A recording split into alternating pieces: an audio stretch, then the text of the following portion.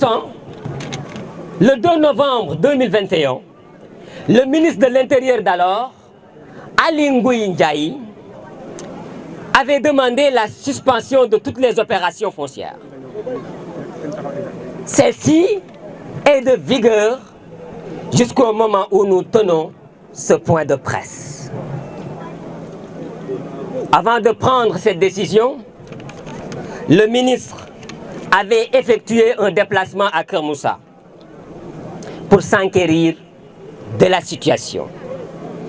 Il s'était même rendu sur les sites qui font l'objet du litige, ici même. Après constat, M.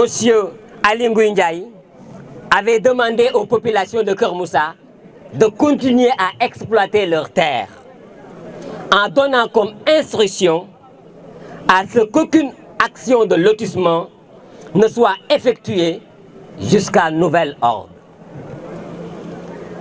Pourquoi alors les moines, sous la couverture de l'archidiocèse de Dakar, veulent mener des opérations de lotissement en passant outre la décision de suspension du ministre pour donner un caractère viager aux hectares de terre qu'il dispute aux habitants de la localité de Keur Moussa?